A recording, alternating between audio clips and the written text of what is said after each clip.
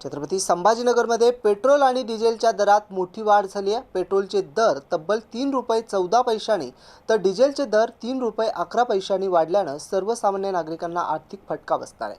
आधीच महागाईच्या झळा सहन करणाऱ्या नागरिकांचे आता मानसिक बजेट कोलमडल्याची शक्यता व्यक्त केली जाते। वाहन चालक आणि व्यावसायिकांमध्ये या दरवाढीबाबत नाराजीचं वातावरण बघायला मिळत आहे। छत्रपती संभाजीनगरमध्ये पेट्रोल आणि डिझेलच्या वाढलेल्या दरामुळे नागरिकांच्या खिशाला मोठी कात्री लागणार आहे।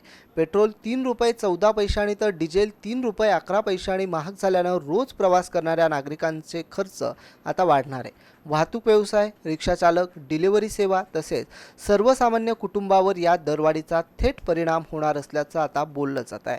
इंधन दरवाढीमुळे भाजीपाला, जीवनावश्यक वस्तू आणि वाहतूक खर्चातही वाढ होण्याची शक्यता निर्माण झाली आहे। त्यामुळे नागरिकांकडून सरकारने दरवाढ नियंत्रणात आणावी अशी मागणी आता जोर धरून आहे। पेट्रोल डिझेलची 3 रुपयांनी भाववाढ झालेली आहे। काय वाटतंय, काय फटका बसतो?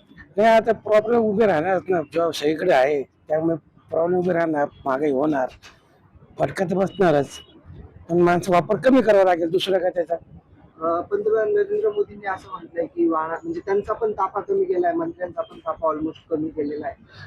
काय वाटतं? सगळ्यांनी सहकार्य करावं त्यांच्याबरोबर, आपण पण सहकार्य करावं, थोडी गाडी कमी फिरवावी, 2-2 जण एका गाडीवर जावं, दुसरं ऑप्शन काय राहणार?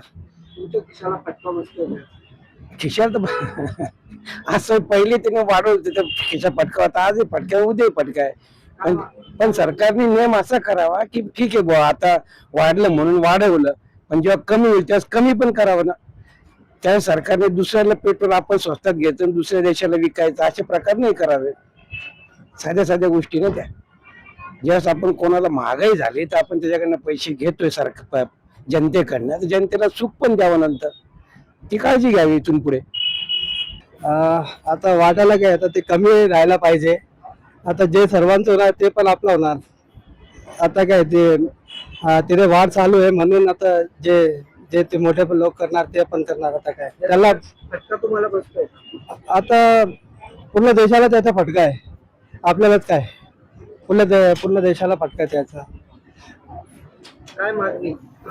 आमची फक्त एकच मागणी की थोडा तुम्ही पेट्रोल, गॅस आणि ते कमी करा म्हणून।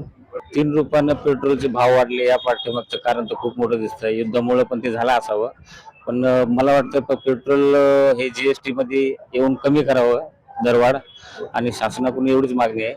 आणि सर्वसामान्य फटका तर बसतो, पण त्याबरोबर खाद्यपदार्थ याच्यावर भार येईल। आणि दुसरी गोष्ट, सर्वसामान्यावर ही